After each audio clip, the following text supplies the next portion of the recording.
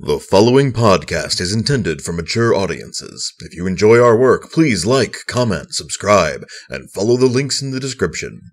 Thanks for your support, and enjoy.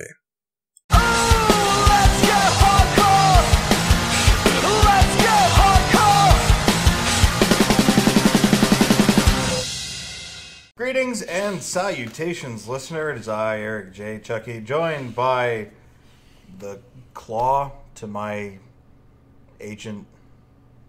I forget what his name is. Ross Freeman. Ross, thank you. The boy. I'll take it. Yeah. I do have a SoundCloud link for my upcoming mixtape. Please don't share it with me. This is Tuners Podcast. Today we're talking about Black Panther. Click all that shit in the description. Buy Long Live the Axe. It's cheap as free. Except it's not. It's like $5. But still, that's $5. That is one less trip to Starbucks for you. Hi, guys. How's it going? Yeah, so this week... we are fucking Ronda Rousey over here. Yeah, it's great. We're talking about Black Panther. We are talking about Black Panther specifically because... we did a podcast early in our history, like the third, maybe, podcast, where we talked about superhero movies we'd like to see. On that list, among other dreams that we still have of a good Wonder Woman movie. The opinions of White Raven here do not reflect the opinions of me. It was bad. It was good, fuck you. And it should feel bad. But we got a Black Panther movie, and the Black Panther movie was actually good. Yeah, the Black Panther movie was super good. I've seen it once. If you go back and listen to that podcast, I did promise to see it twice. I fully intend to keep that promise, but my schedule is weird, so I fully intend to. If I can, I will. You can make up for it by buying it on Blu-ray. Yeah, if I don't see it again in the theaters, I will buy it on Blu-ray. It's been a long time since we bought shit on Blu-ray, so that means something.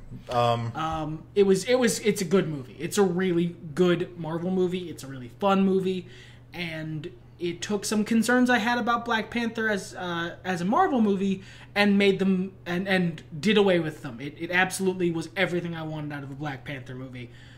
This wasn't perfect, I don't think. I think that's fair to say. I think it did like the best you could expect with what it had. Not that I'm saying that Black Panther is a bad property, far from it. I really like Black Panther. But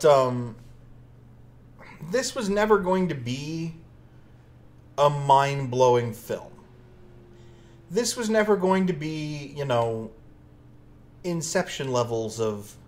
Not that movie really blew my mind, but I know it did for other people. I'm trying to relate to the masses here. All 7 of you. I know there's more than that. I'm being catty. But it wasn't something that shook me to my very core and made me passionate and stand up with, yes! And it was never going to be a kooky, fun movie like Guardians of the Galaxy. So it wasn't going to delight me to the point of being, flying to the top of my favorites list. But it was really good. It was a really good action movie. It had really good, drama behind it and character motivations. And it had some funny moments. But primarily, it was a really good action flick. And, if it weren't for how we asked for the Black Panther podcast, I would probably say, you know what, let's not do a podcast on this one. I believe we had a similar sentiment for a couple of movies that were just good, Yeah, where the problem is that it was nothing, there wasn't enough that was in any way under dispute between either of us to make a decent conversation. We have basically the same opinion about this movie. Well, and I don't even think necessarily that there's a lot of nitpicks to be made. Whereas with... some of the CGI had some issues, specifically during, a lot of the night or darker, indoor fighting. The CGI could be a little rubbery in a way that Marvel's usually better than. Sure. But, that's... sometimes that happens. It does never enough to take you out of the movie. It's just when I was watching the movie, I noticed it. I think they went for a, style over substance slant when it came to those fights. They wanted them to look cool more than they wanted them to look realistic. Precisely. That's fair. It didn't take me out of the film, but I did notice that some of it was a little, not cartoony, just a little off. I love Chadwick Boseman's performance as T'Challa. I think he did an excellent job, but there were parts of the movie where he felt like the least cool guy in the room. I think that's good, though. I think that's... Black Panther is, without actually being African Batman. Yeah. He's a very important figure in the community where he's from, where a lot of technology happens, and he protects the people there in his cool black suit with pointy ears. Yeah. And so in that way, you know, while there is a good through line, while Batman is an important character in all of Batman's media, it's the people around Batman that make the story, because Batman is a fixed point. And I feel like this movie established T'Challa as that fixed point. He had some character development. Sure. He had moments, and he had, you know, he came to conclusions in the movie that were development for him. But I think it's because he's very... T'Challa as a character and Chadwick as an actor is portraying him as very earnest and very genuine. So while he does crack a few jokes, while he does, you know, he can get sort of intense, it's never to the varying wild degrees that the people he's opposite are able to do. Right. Like there's parts of the narrative where T'Challa becomes very upset at injustice. And like he's doing it well, but he's not free to do it with the same sort of verve and like passion that Killmonger is, that Michael B. Jordan's allowed to put into his performance, because he's a more active character. He's the villain. T'Challa spends most of the movie reacting rather than acting. Sure. And like while he has bits and pieces of like various different motivations, the people around him are able to do those same things more. Like, he can be kind of funny, but Shuri, Letitia Wright's character, is able to be really funny because she's younger and she has more of a counterculture sort of vibe about her. She's not a traditionalist as T'Challa sort of has Shuri to be. was the spy, his romantic Shuri interest? is his little sister. Oh. That lady. Let me see. Oh, no, yeah, I'm pretty sure about that. Yeah, because Nakia is Lupita Nyong'o. Right. Yeah, okay, no, you're absolutely right. This was about a week ago that we saw this film, and most characters don't get their names dropped that much, except for Killmonger, Black Panther, and Agent Ross, and I forgot his name, and he's been in another movie so far. We're both fighting something back, too, so excuse us if we're a little flighty during this, a little lightheaded, but he loves Wakanda, and he's committed to Wakanda, but Okoye is allowed to be much more so. He is the neutral position in this film. And thus, everyone else can get their characters across in contrast to him. Yeah. By playing off him. He's kind of stuck in the straight man role. And there's nothing wrong with that. But I think it's good. The movie's called Black Panther. Yeah.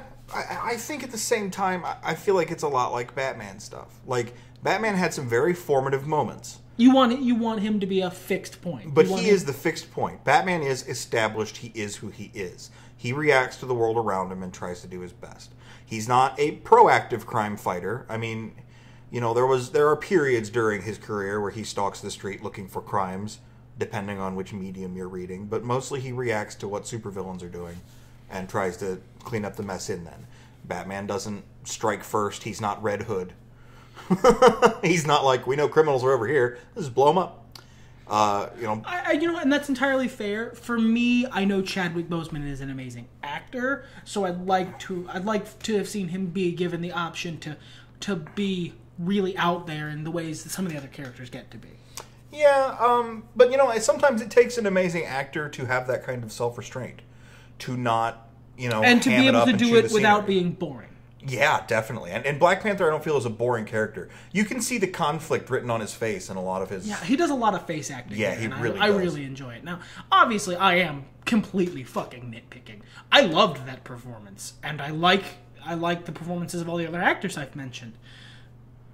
It's not that I think he did badly at all. That's not what I'm saying. I'm just nitpicking.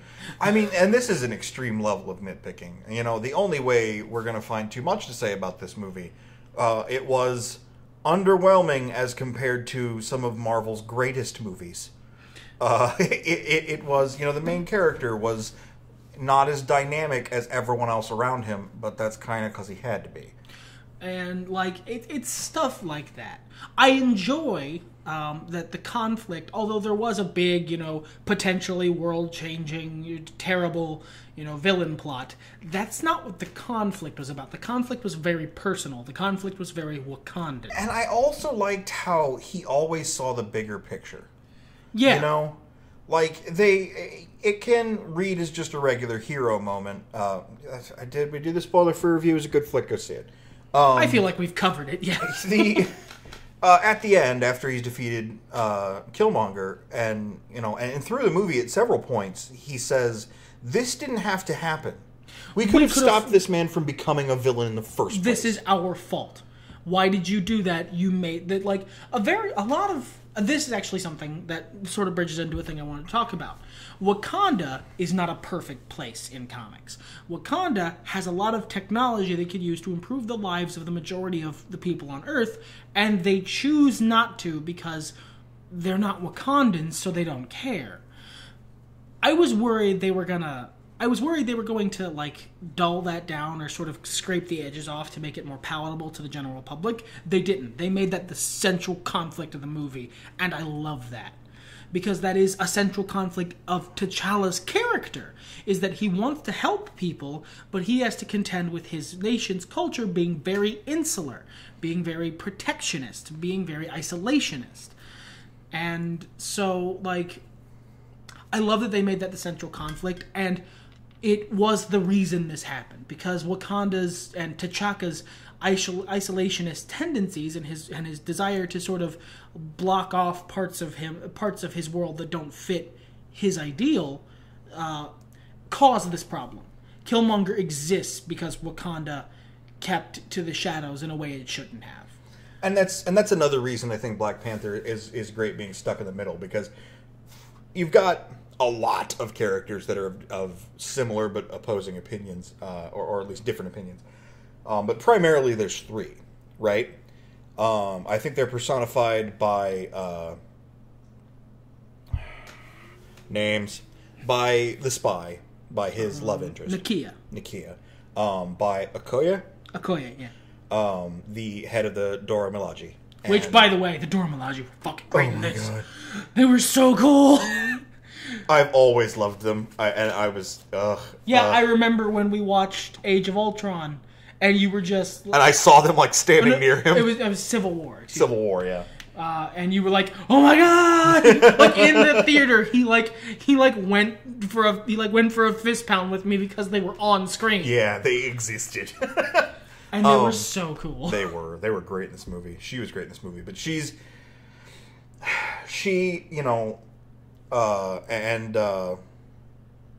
I keep forgetting her name. I'm sorry. Which one? The spy. The spy, Nakia. Which is weird because it's the easiest name to remember. Right. And Killmonger are sort of the triangle here, with Nakia wanting to do more, wanting to go out and save everybody, and Nakia wants to help the world. Nakia wants to help uplift the rest of the world, because Wakanda is supremely lucky. They happen to live on top of magic. They happen to live on top of a mountain full of phlebotinum that does whatever the culture needs it to do, whatever the writers need it to do today. So they're incredibly advanced more than the rest of the world because they got lucky. Because they live on top of magic. So she wants to use that to help people. Okoye wants to keep things as they are. Okoye is, follows the throne. Yeah. She is dedicated to the preservation of Wakanda no matter what. Whatever it takes to keep Wakanda safe. And I suppose that would make it a quadrilateral with a lot of the council wanting to stay back. Wanting to specifically remain in isolation. As they have been this whole time. Okoye has that as well, but she... Or you could say Okoye's husband might be that personification. I believe that is... is that Wakabi, I believe? I think, yeah, that sounds right. Wakabi. And then there's Killmonger, who wants similar things to... I already did it. Whereas Nakia wants to help the world. Killmonger wants to conquer the world. He wants to right wrongs that he sees in the world and put the things he believes are important on top. Mm-hmm. Whereas Nakia wants to help, raise everyone up. Killmonger wants to stomp down what he sees as an unfair situation and create a situation that benefits people he sympathizes with more. And the beautiful thing is that none of these people are inherently wrong. I mean, Killmonger was advocating genocide. I feel like we can comfortably say he's bad. But there's a switch. There are a lot of the movie, they build him up as being a very sympathetic character. Oh, he's still very sympathetic. Right. The second he takes power, however, he immediately goes overboard. Yeah, and they show it in so many small ways. Because for all that his goals, for all the things he wants to do are bad, his position is incredibly understandable. Mm-hmm. You understand why he has this opinion. You understand the factors in his life that led him to here. It's the best kind of villain work. And you could honestly spend the first half of the movie going, why would I not sympathize with this guy? Why is he the bad guy? Until you could want your Killmonger was right t-shirt. Sure. Until he starts advocating for genocide. Yeah, until the switch flips and he's like, all right, let's ruin everything because now I'm king. And immediately after he becomes... Because, all right, spoilers. At a certain point in the movie, he takes the throne. He becomes the new Black Panther. And he immediately closes the door on anyone else becoming Black Panther in the future. Even though if he was looking to lead Wakanda into a new, more, shall we say, aggressive stance on the world, he would want those. He would want the heart-shaped herb to still exist because then his children, his successors, would become the Black Panther. But he immediately burns it. He immediately burns the plants that give people the powers of the Black Panther because he doesn't care about the future. He doesn't care about building things up. He's out to destroy things he sees as wrong. Or as liabilities, as the herb would be. If we've got this herb, who's to stop everybody else from eating it and trying to overtake me? Nope, no. Can't have that. Nope. We're gonna close that door right now. So it's incredibly good shit. I suppose the council and T'Chaka. T'Chaka might even be a better personification of the old ways than the head of the Rhino dudes, because he's a very fixed point, and there's a couple of times where T'Challa goes to their spirit world, to their afterlife, as it were, for the Black Panthers, and has conversations with his ghost dad, and they're uncomfortable. And I think that's the place where some of the best facial acting, where you get to see the most raw version of this incredibly composed individual is, because he is so disappointed with the man he idolized. And it tells so much of this is a man who has prepared his whole life to be a king, because even though he is broken emotionally to the last place he could be broken, he still retains his composure. Because whether or not he's heartbroken over this situation, he's still the king, and Wakanda must be protected. Yeah. But I shout out, by the way, to Winston Duke, who does an amazing job as M'Baku. That's a really fun character. Yeah, I was pretty happy about that. I always liked White Gorilla, and just as a counterpoint. But the way they portray him in this film and the low tech angle they went with, yeah, and honestly, I don't know what more we could talk about the film, so I'm okay if we kind of branch off, from the plot line here a little bit. Oh my god, the artistic direction of this movie. Oh, right. It was so good and unique This could have been so easily a late 2000s action sci-fi movie where everything is blue and clinical steel and, you know... But they didn't. They made an effort to insert color and culture everywhere. And, like, Shuri's lab could easily have been completely antiseptic. But it isn't. It exudes Wakandan culture from every facet, from every place that you look. There's murals on the walls. There's how the thing is designed. It's really good. I forget what they call it off the top of my head, but the fight where you get the challenge to be king. Challenge Day, I believe, is literally what... Challenge Day. Where all the different people are present and represented and wearing the different tribes. Yeah, the 5 different tribes of Wakanda. Their traditional clothing and shit. The color choices used there and like all the inspiration from various different, you know, portions of African culture. Because I was doing some reading on IMDb because, as I was implying earlier, walking into this podcast, it was good. That's not 30 minutes, kids. You know, so I wanted to see what else there was. And like they really sat down and from a design standpoint took inspiration from the real world around them to create this fictitious version of the world. You know, right down to the dialects that the different tribes speak, that the different individuals speak, is all based on other African language dialects. Mm-hmm. And it just... the attention to detail on these huge bright splashes of color. I did find it a little weird that they were all speaking English, but they all spoke English in Asgard, so whatever. Sure. Makes the movie easier to understand. You got to do something for mainstream digestibility. But even Killmonger, you know, the outfit he was wearing when he was visiting the museum was just fucking on point. The way Michael B. Jordan, who I've seen in other movies and I dig, the absolute shift in his attitude, in the way he carries himself. Killmonger's such an amazing portrayal. Yeah, he just did a he's fantastic job. He's a bad guy, but he's a really good one. Also, I read online that he had his Killmonger outfit designed to look like Vegeta, which is super awesome. There's a lot to really enjoy about this movie.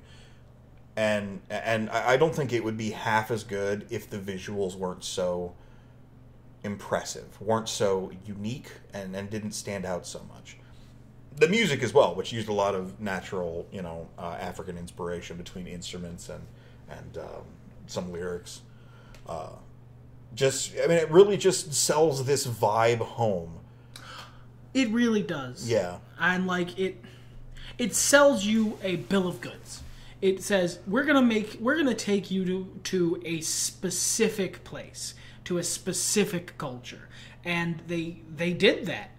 You felt like Wakanda was a real living place in a way that I'm gonna say you never really did with like Asgard.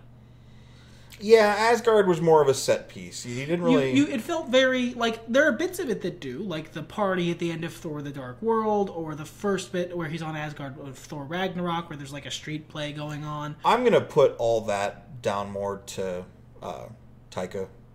Like the beginning of Thor: Ragnarok? Yeah, because I was also just about to say that the junk world felt a hell of a lot more alive, especially during the street fair. And I get Asgard's supposed to be very austere and supposed to be very reserved and all that, but like, I think Wakanda feels like a real place. I think it comes down to direction too, because on 2 points when they went to Korea in this film, first of all, Korea looked different. Yeah. But it still felt like it was part of the same movie. Yeah. They managed to make it feel like part of the same movie and at the same time really highlight that Wakanda is its own place, which I love. Mm-hmm.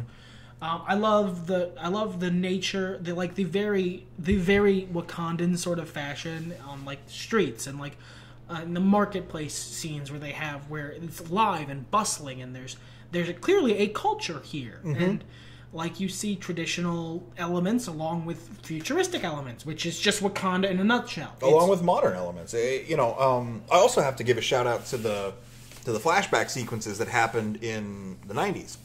Yeah, those felt very good period piece wise. Especially when Killmonger went back when he was in the spirit world and he took him back to his apartment, which was they didn't point it out, they didn't highlight it, but I thought was an excellent piece of filmmaking. When T'Challa goes back there, all of his ancestors are hanging out on this tree. Yeah, it's the previous Black Panthers, right? And they're bonded Panther spirits, as it were. But it's this wide open, beautiful plain.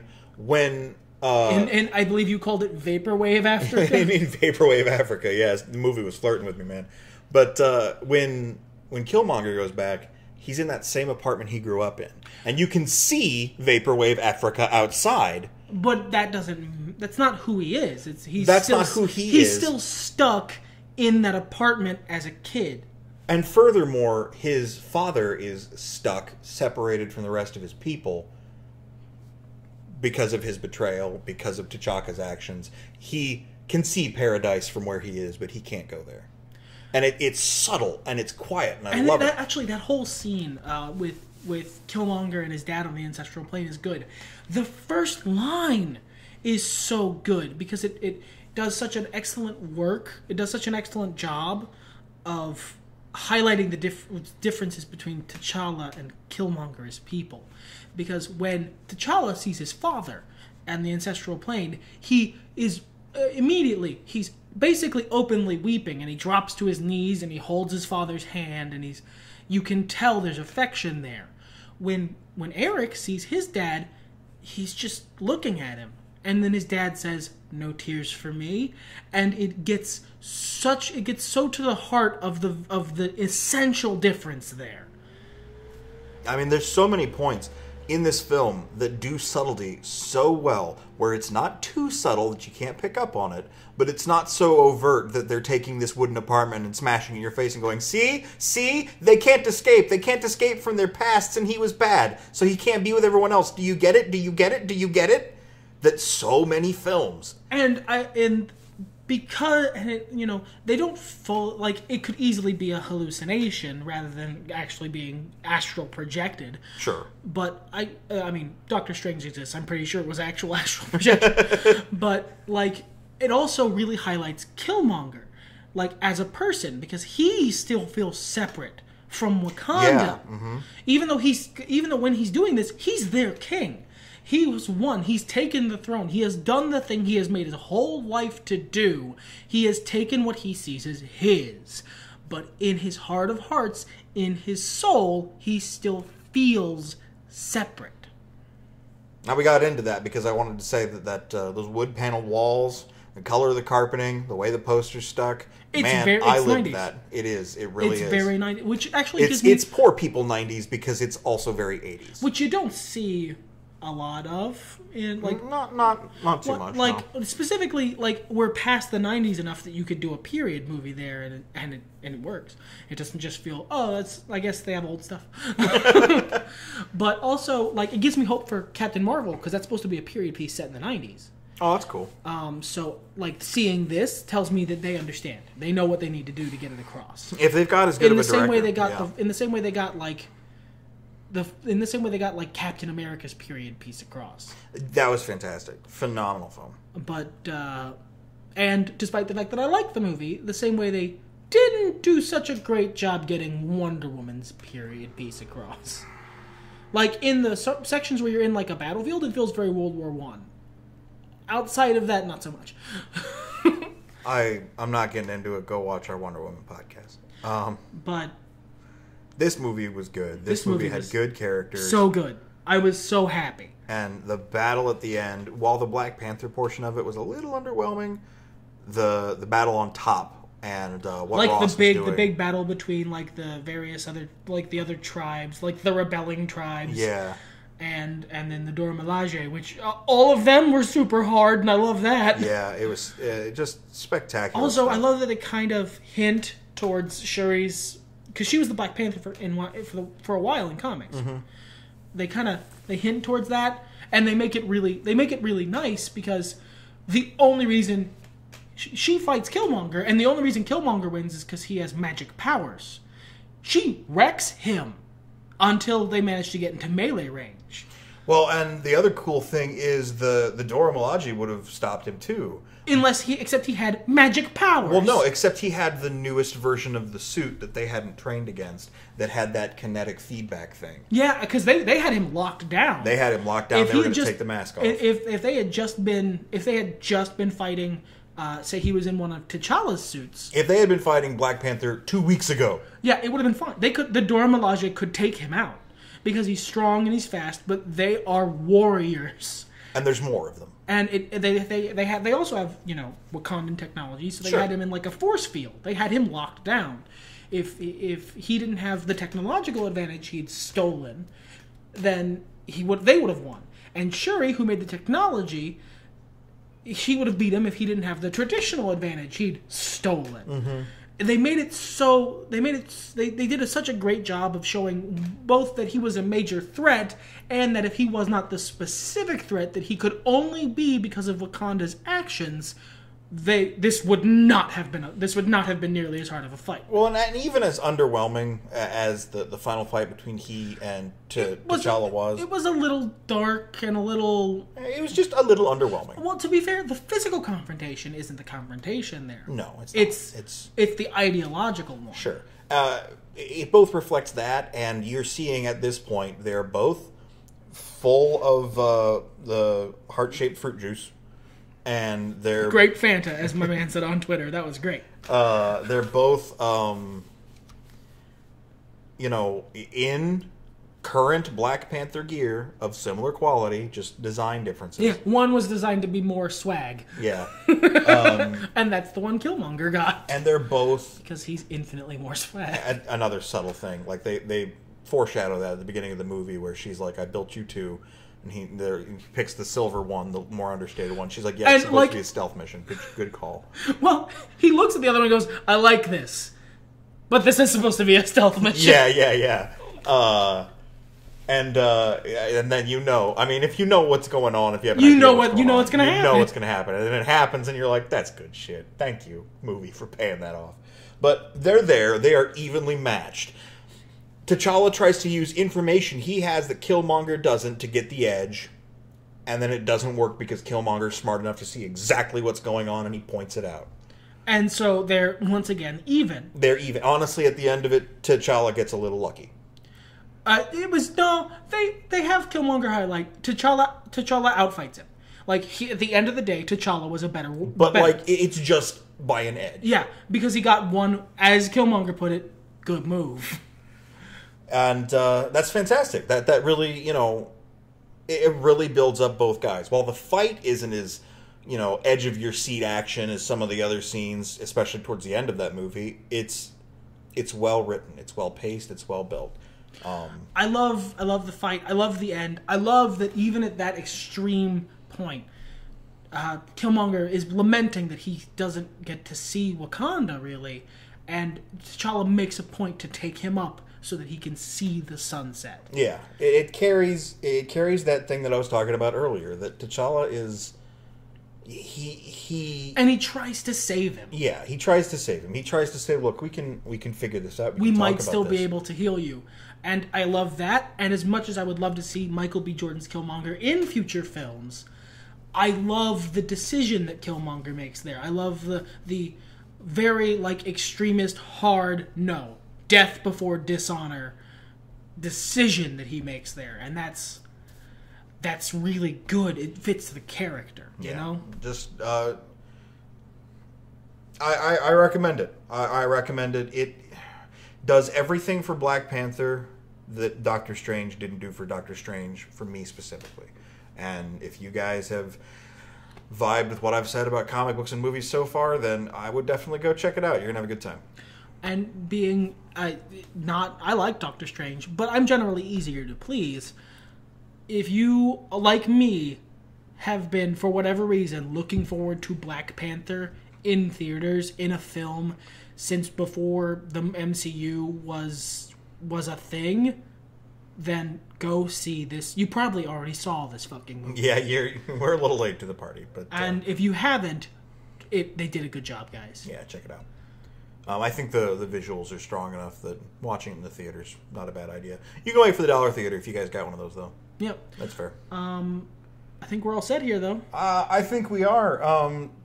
The drought is over, in case I didn't mention that last podcast. Yeah, we got a bunch of shit to do now. Shit we can do now, which always happens. March hits, and we're good to go, and I'm still trying to figure out where the fuck we're going to wedge a fighting game tournament. So... You want to just move that to February next year? We might. We might have to. Well, that's what I started in the first place, and it just slowly kept going further and further. Other stuff happens. All right. Well, in any case, everything's better when nerds talk about it. Fuck it, let's get hardcore!